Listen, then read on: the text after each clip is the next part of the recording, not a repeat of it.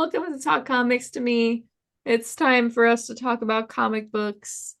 It's really fucking cold outside and snowy, and there's no way that either of us are leaving our homes. So we're gonna do this over Zoom.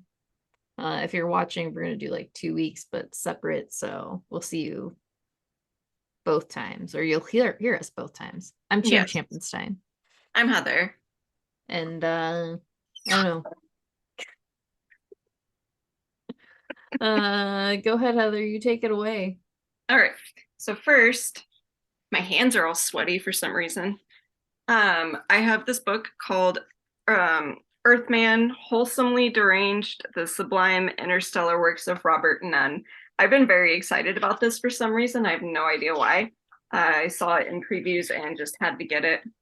Basically, Robert Nunn, he was born in the 30s and he started drawing comics and stuff in the 70s. He self-published them in the 90s, but they weren't really discovered until the 2000s.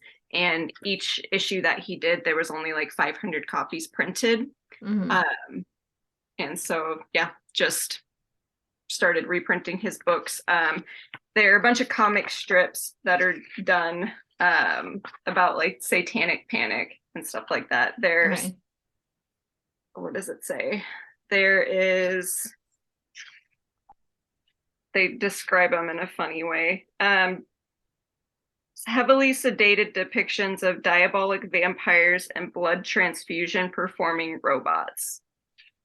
It's a very, very silly book, but yeah, it's just a bunch of comic strips that he drew about satanic panic and just 70s crazy shit, I guess. All It right. was a lot of fun, especially like the weird characters that he drew. There's this one vampire that makes an appearance throughout all of his comic strips that's just silly, like a really Okay. silly, goofy vampire. So there she is. Yeah, it was just a lot of fun. So I was very, very excited about this. It was $7.99, which was a bit of a bummer, especially because it's like it's on newspaper Yeah, no, type I really paper. when I gave it when I was like flipping out of the like getting it out of the thing to give to you, it was like, oh, this is not nice. No, it does not feel good. But it is again a lot of fun. So, I mean, I think if you enjoy this kind of particular style of book, I think you Yeah. might enjoy it. But yeah, Earthman. Okay. I have Dead Seas. This is issue number 1.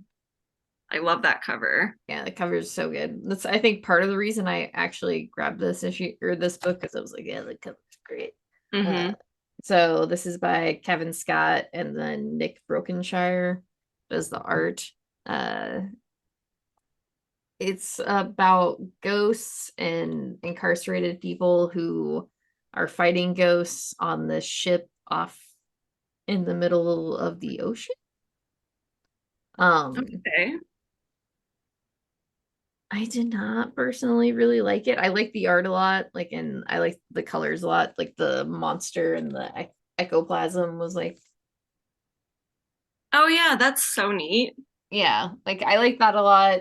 Um, it just felt like there were like a lot of words, but with like nothing really there, if that makes sense. Mm-hmm.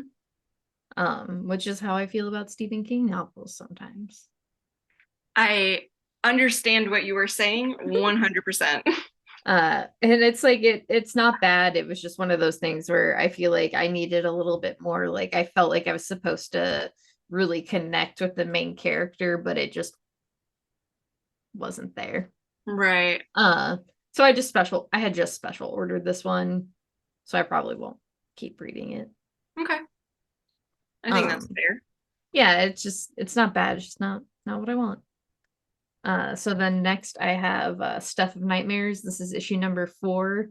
I really won't go into this too much because Heather, I assume you want to read it. Yeah, I'm gonna pick it up on Saturday.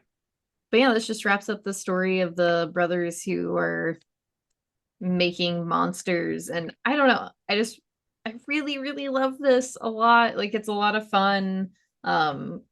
I don't know, because it is R.L. Stein, but it does feel a little bit more like adult themed. Mm-hmm. There's something about it that's like a really good like nostalgia factor. It's like it's definitely his stuff. And the art also works really great with it. So I don't know. I had a really great time. I love the ending of this book. Like the ending was honestly probably one of my favorite parts of the whole entire story, where I was just like, okay, cool. That's exciting. I can't Like wait when to read it. yeah, well, and like when you get to the end of like some horror movies where it does that thing and you're just like, oh, I didn't even think about that. Yeah. Okay. Cool. I can't even remember if I picked up number 3. I I don't remember I reading it at the shop, but I don't think I bought my copy that I pulled. I'll check on Saturday. all right, you ready? Yes. Okay, so next we have The Witcher. This is The Ballad of Two Wolves. This is issue number 1. This is kind of I guess a take on Little Red Riding Hood and the Three Little Pigs all in one Mm-hmm. time, featuring Dandelion and our boy G. We I love that after years, that name has just stuck with us every time we talk about The Witcher. That makes me really happy. Um, I when I am playing the game, I do refer to him as Geralt. I don't even pretend anymore. It's still our man G, you know? Our man G. There he is. Yeah, it's just Dandelion and our man G. They And this travel to a town. that Oh page yeah. is so good. Yep. And All right, they are sorry. tasked with hunting a werewolf. That's pretty much it. I love the pages where Dandelion is singing his song and it like Mm-hmm. has the lyrics and stuff, but then you have like the art for it. I love how that is done specifically. I love these books. Like Bartov Yeah. Score is just doing a very good job on writing these like small Witcher stories. Yeah, I love the art in this one a lot too. Like the colors themselves like are really interesting and spots like Yeah. really bright and like I don't know, strange, I guess. Yeah, they're like Um otherworldly. I love how like gross Geralt looks too. Mm-hmm. Like that first panel. He's going through it, you know.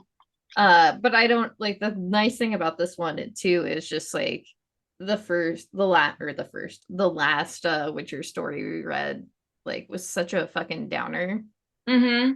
that Oh that yeah. What was that one called? Was that the Flowers of Flesh and I no? for some reason I thought it was like a witches of something.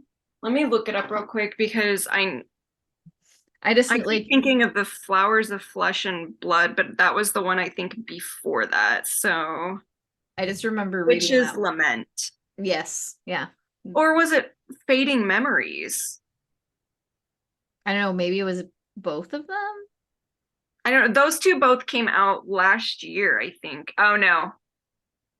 Fading Memories came out the year the year before. before. Yeah. Yeah, and then Witch's Lament was last year. Yeah, okay. I feel like it was the Witch's Lament one because it Yeah. was like the lady was like I don't know. I don't want to ruin that story because I think it was really good, but I just remember like if not the last one, the last couple were just like bummer stories. So it's a nice little like thing to have like Dandelion and like a little bit of funniness like in there. Yeah, I was gonna say the first one that I got from the shop back in 2018, that was a Flesh and Flame, and that was the Okay. last one that had Dandelion in it. So it was yeah, very like lighthearted and kind of like a fun adventure. Whereas yeah, the fading memory, Fading whatever that memories, one, Witch's Lament. yeah, fading memories, Witch's Limit. Yeah, those were very much like not as bright as the ones with Dandelion in it. And I do love that contrast because it just proves what kind of character Dandelion is. And I love when he's a part of these comics. Yeah, yeah. I'm replaying Witcher 3 right now. Very And nice. I've been doing like the Dandelion storylines, so I like spent a long time like I gotta get Dandelion. I need him. I was thinking about restarting that as well since I I have my copy back, right? I thought I had given it back to Okay, no, you. I thought so too, but I for some Maybe reason you I'll mentioned look in. I'll look downstairs when we're done, and we'll really see. The nice thing is I'm playing on PS5, and they just did the like new gen update. Oh, okay. So I started playing it like right before break ended, and I've just been like, I need this game. Good. Good. Okay, then I'm pretty sure I got mine back then because the only reason I questioned it was because you said you started playing it again, and in my head, that made me think you still had it. But I remember you saying that that was what you were going to do, and I'm 99% sure my copy is downstairs on the entertainment center. So, I'm glad everybody could go through that with us.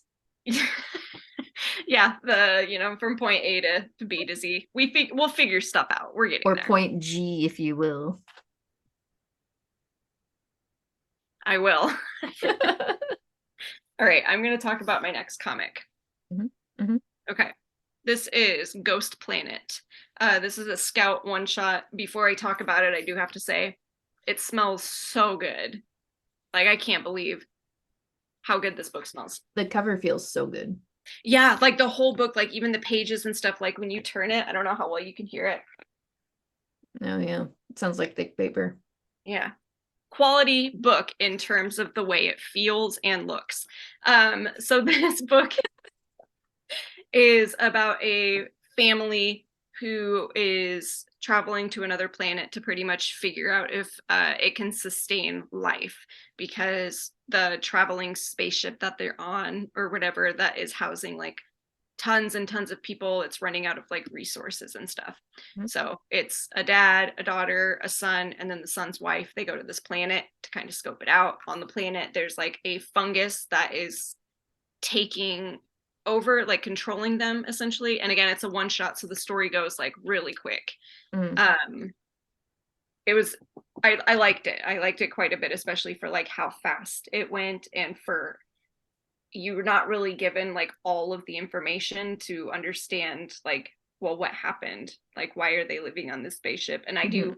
like that a lot, but the thing that I like the most about it is the art and the colors, just because there's like just Yeah. it just looks really really cool. Like the as I was going through it, I realized that like the blue is like feelings, like Okay. scenes that trigger like certain feelings and stuff. The purple is like the horror aspect of it. The orange is like triggers, I guess, like things that happen that like trigger the characters, which Okay. that's how I interpreted it anyway. And so I thought that was just really cool. But yeah, really quick, not a happy ending. I loved it. I thought it was fantastic. If it was more than one issue, I don't think I would be as into it. But again, because it goes so quick and you get like the beginning and the end like super fast, Mhm. I was into it. Well, that's cool. Nice little like horror sci-fi. Yeah, because the fungus is like controlling these people and like taking them to a certain part of the planet where they're like absorbed by the fungus. So it's really cool. I like it. The scary parts of it, the grotesque like body horror is done really Mm-hmm. well because it is still like it's not obscene by any means. It's very Yeah. brief, but it made one of the panels like made me very uncomfortable. All right, that's good though. That's good Yeah, stuff. no, it was I really enjoyed it. And I honestly didn't even remember ordering it until I like saw it in my pile. So it was a nice little surprise. All right, should I go? Yes. I got a couple. So I have Sabretooth and the Exiles. This is issue number 2. Sabretooth and his exile friends are going to this Orcus prison to try and rescue what's his name? Peacemaker. And Danny is telling them like if Peacemaker gets his like shit off, things are about to go haywire. It's kind of what happens. You also find out that I think Dr. Barrington has created these like coils that have a way to dampen or like basically stop mutant powers from happening or like occurring. So Before that's, they happen, like, or even as they are happening. oh, So okay. she's like inserted this coil, for instance, will like in this issue into a lot of people, but into Sabretooth. So it's like dampening his like healing factor.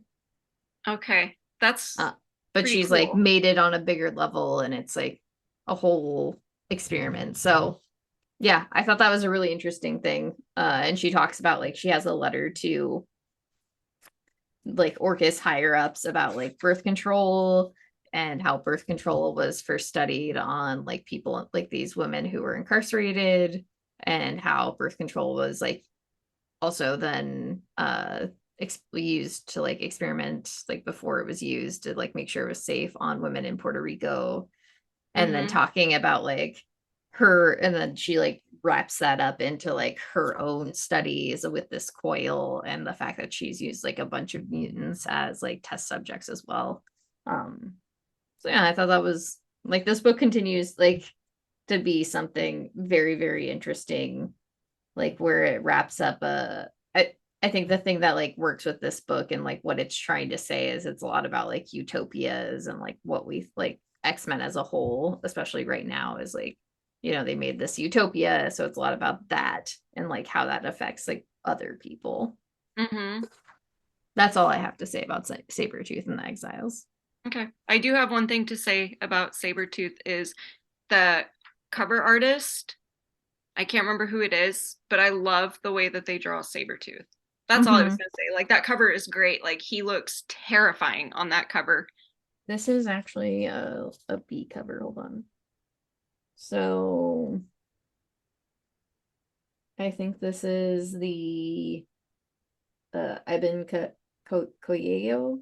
Yeah, that makes sense.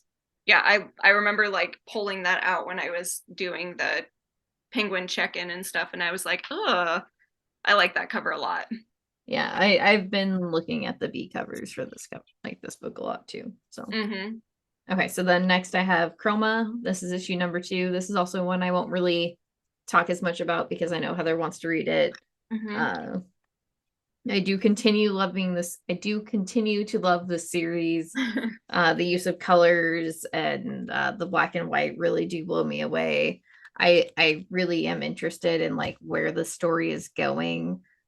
I don't feel like this was as strong of as an issue as like the first one, Mm-hmm. but I still am like I'm in this world. I need to know what happens. I'm And still there's here. only 3 issues, right?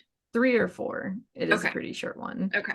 Um, yeah, it was just there's something about it that I really really enjoy. Cool. I'm excited to read it, and I will pick that up on Saturday as well. All right, so next we have Hitomi. Mm-hmm. This is issue number 3. Witches. Yeah, the girl and the samurai are kind of tasked with solving a problem that this village is having where all the men are getting killed as they pass through a certain area, like on like a certain road, but Mhm. the women are being untouched, so they are investigating it to try to figure out like what is happening and why it is happening. I really liked this issue. I did Like too. the art is of course really really good, but the way that the blood is drawn within here is just it's just a beautiful book. Like the way that it looks, I don't think I'll ever get over that. Yeah, I just like I also like the way the story is told quite a bit, especially Yeah. like this issue where you know, it's like a morally gray area where like she feels very like wronged by like the mission they're set up on and like the actions of like the samurai she's with. And I really like how he basically like kind of sets her off on her own mission and what she feels is right, because it is, you know, I don't know, It's a life. story about honor, which I Yeah. think is very interesting because, yeah, it is morally gray honor because obviously that kind of stuff is all dependent on your own opinion on what you consider right and what you consider wrong. So Mm-hmm. I do think that is very interesting, and I like that you kind of struggle with her with that Yeah. sort of stuff. Well, yeah, because like yeah, it felt really fucked up. Mm-hmm. And I was just like, God damn it. But then I also understood. Like, Yeah. and then I was also like mad at her, like for her actions. So I think it is like a very good balance and a very like, yeah, it's a really interesting story and I really, really like it. This is one of those books where I'm really glad I started reading it.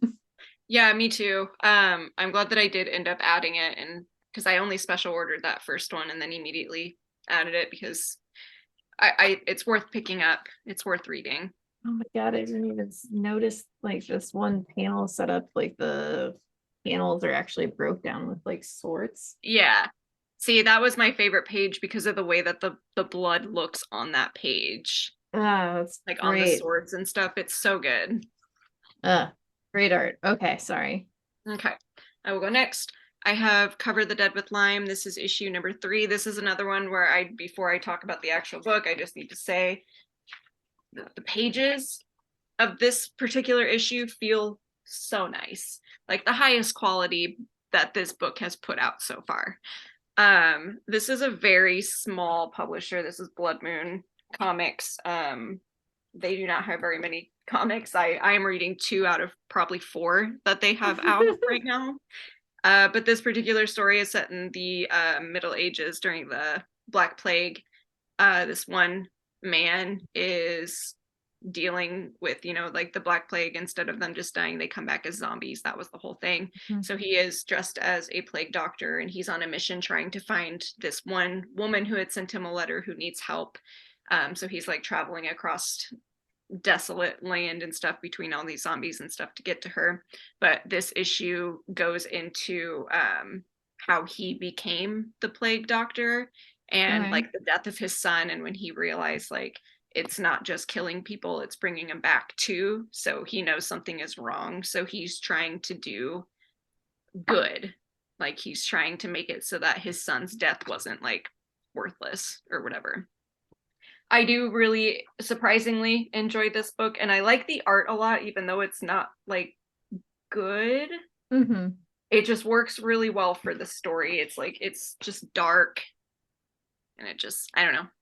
If it Yeah. was done in any other kind of story, I don't think I would like it at all. But because of the type of story that it is, I think it works really well. I would not recommend this to anyone, just because I just don't know who I would, the kind of person that I would recommend it to, like how would I sell that type of book, because Yeah. it is my specific interests, and so I know that I would like it, but it's like, yeah, it's a small publisher's middle-aged book about Black Plague zombies. I don't know. That sounds like something a lot of people might get. Yeah, but again, it's not like good. It's just I enjoy it. And those kind of books, I always feel like kind of bad when I like recommend them to people and they're like, yeah, I don't like it. I'm like, well, yeah, I didn't think that you would. I'm just like trying to tell you, like, I like it. This is about me, not Yeah, this is you. mine. I was just telling you how much I enjoy it. You didn't have to. Uh, good. Okay, I Oh, I guess have I'll go. another one. Oh yeah, I forgot you I had forgot I was two. doing 2 this time. Yeah. And then I have Frank Frazetta's Death Dealer. This is issue number 8. Um, Kerr is in hell, pretty much trying to retrieve the soul of the boy that Death Dealer Mm-hmm, accidentally mm-hmm. killed in a bloodlust, and things are Okay. not going well for them because they're in hell. This one page, I just need Because you to they're in read it. hell. That's sick though. It's That's so good. so Like, I don't awesome. know what it is in this one. It's the same artist as it always has been, but like there are some panels in here that are like so good. I can't. This book is really really good, but they're fighting like a monster, and Death Dealer is kind of explaining more about how he's a demigod, and explaining that like Kerr can't invoke him all of the time because he's not that powerful. Like he made himself seem way more powerful than he actually is, which is how he gets away with a lot of stuff. But yeah, no, this I really really enjoy this All book. right. It's like the use of colors and stuff too. Yeah. It's great. And there's a whole nasty banging scene in the beginning, which I was going to show you, but I'm not going to now because it's obscene. Like It's I was a little, obscene. it is. I was like a little disturbed because I didn't know what was happening at first. I was like, what is she doing? And then he like mounts her, and I was like, I will show you. I'll show it to you. So this is how it starts, okay?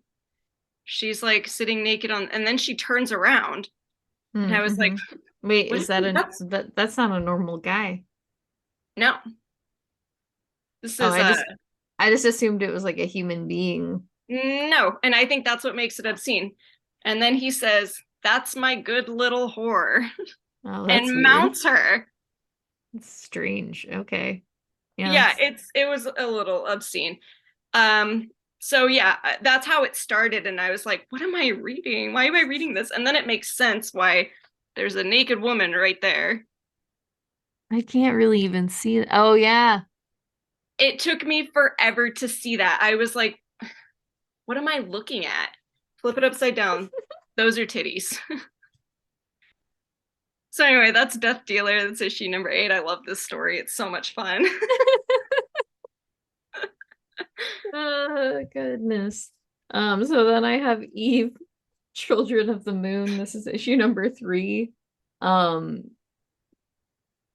this introduces like a new protocol in like Eve's trying to save the Earth stuff. We're real deep in here. I'm just gonna keep going. Great book. Oh, basically a little girl, like young woman trying to save the Earth. Young women trying to save the Earth. Okay. Yeah, because that's the like almost done with that story arc, right? I think Which there's is like, the second part of the story technically. Yeah, so you're a bit in. yeah. Then I have Something is Killing the Children. This is issue number 27. Um, Erica's basically just fighting like a really big bad monster and also another human big bad monster that is coming after her. You learn more about this like monster that apparently can shapeshift into anybody. And the person who's been coming after Erica kind of uses that to their advantage. I heard that that issue was like really good. Yeah, this issue was really good. Okay. This book is really fucking good, but like this issue was like very like intriguing and interesting. I think next week is like the that one shot. I The can't Book remember what it's of called. The Book of Slaughter. Slaughter. Yeah. I think I ordered it. I hope I did because I meant to. So I don't know. It's like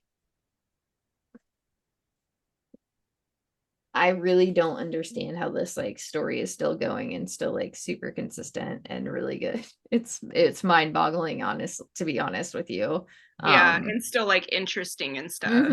especially like this far in where I'm like, okay, like the beats are still there. I still love reading it. Like I wouldn't say usually at 27 issues you're just kind of like, okay, like what's going on here? What are you doing? But this like does a really great job of just like developing the story and throwing in different parts where it's just like consistently interesting, consistently like filled with action or some sort of thing happening.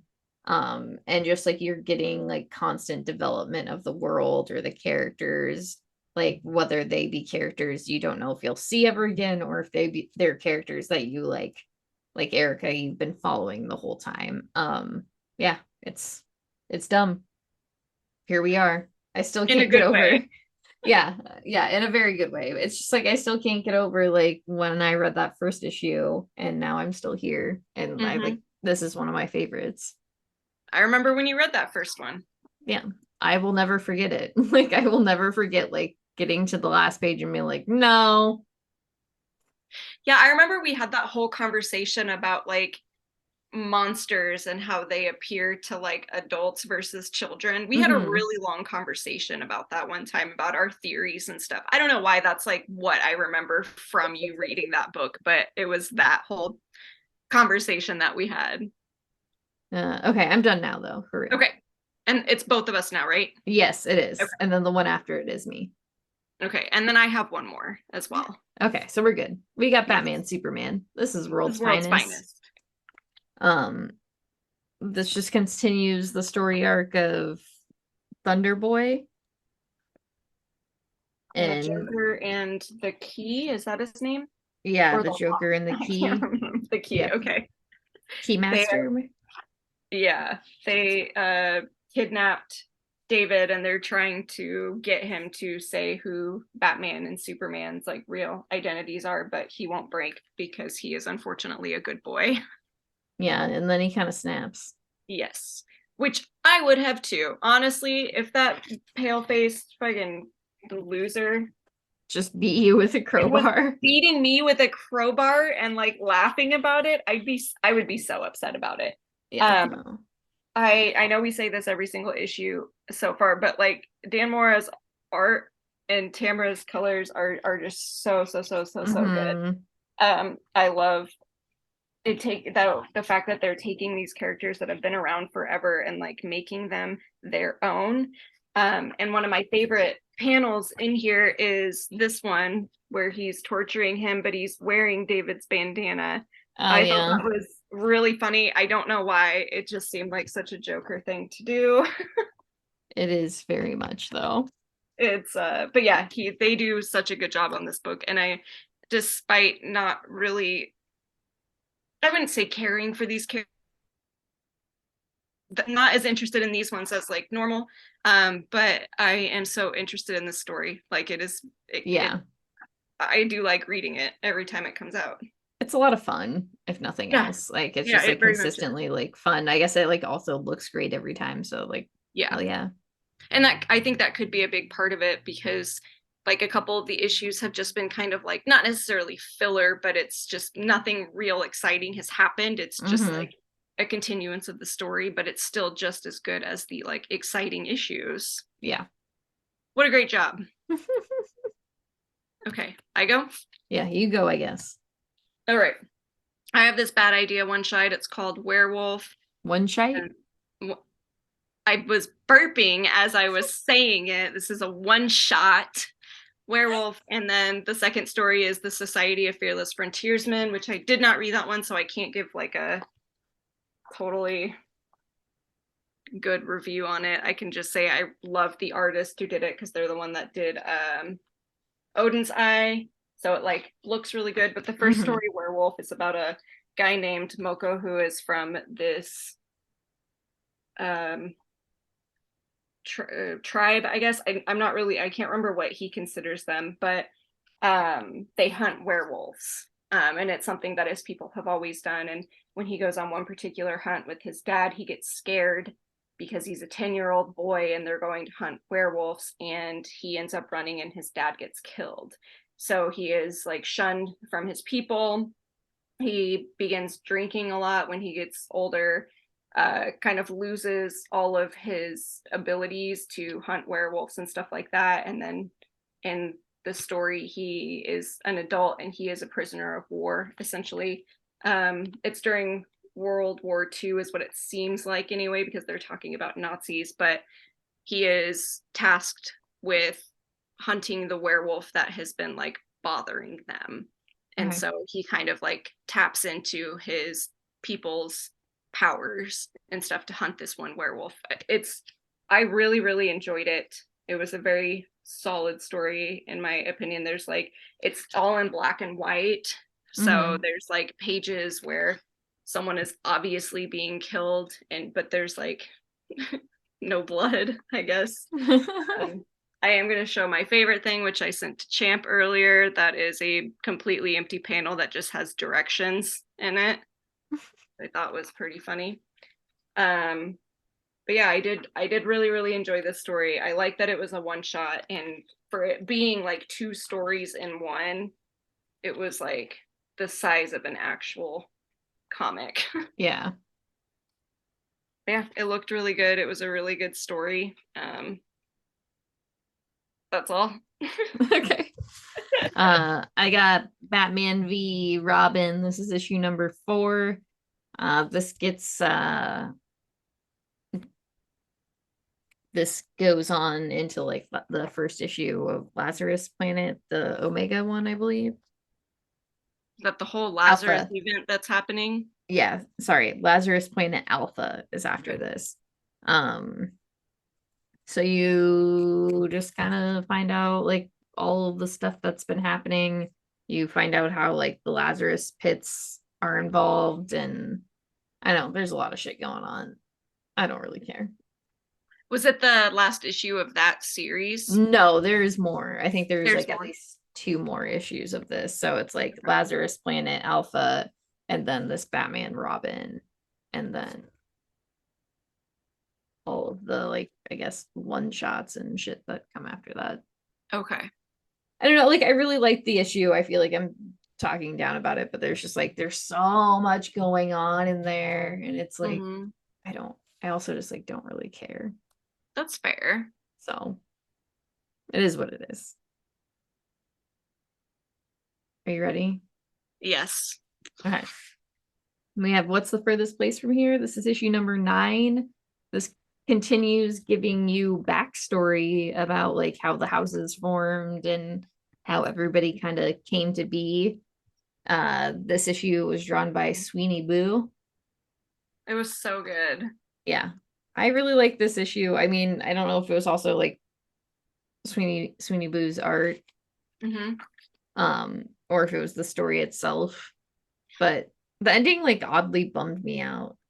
Yeah, I was gonna say I like the whole like I like how this story arc is going into like how the houses that we've been following were like formed and stuff. And this Mhm. issue in particular goes into Sid, like Sid's namesake, and how Yeah. Sid came to exist in this house.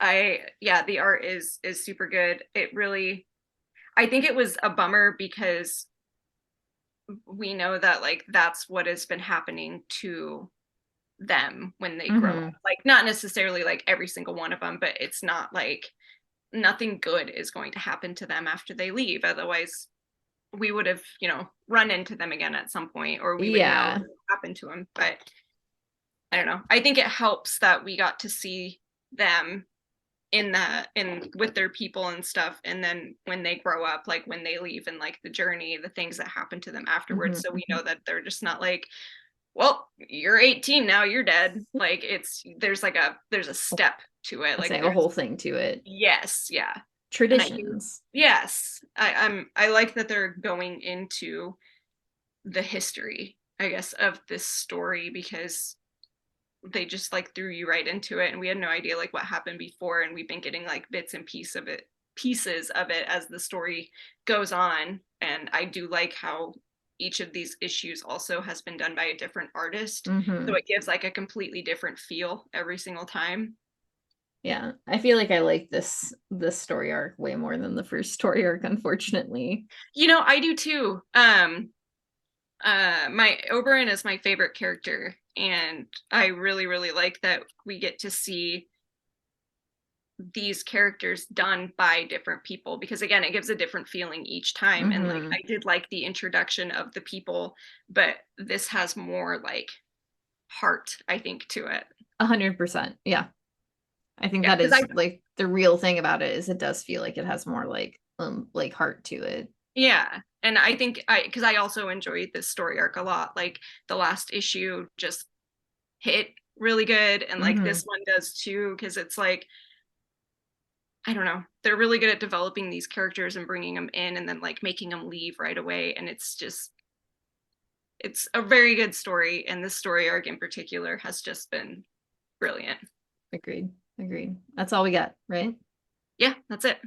Okay. Well, go support your local comic book shops. Go take care of your friends. Go take care of each other. Do good things for each other. Hmm. If you are in frigid temperatures, stay inside if you can. Cuddle up with somebody or animals. Get a blanket. Don't go outside. It's not worth it. Yeah, and if there are any animals, if you see any out there, take them inside with you. I don't care if they're yours or not. Just don't let them sit outside. They don't need to be out there. My dog was outside for like a minute today, and it was awful. We put like my socks on her paws because she doesn't have her boots, and she had a coat, and she had one of Braden's like neck wraps like over her ears. I've never seen her go to the bathroom that fast before, and then she was like running inside. So Hmm. don't keep anyone out there any more than necessary. Be careful. Yeah, be careful. Anyway, so we love you. Thanks for watching, and we'll see you on the flippity flip.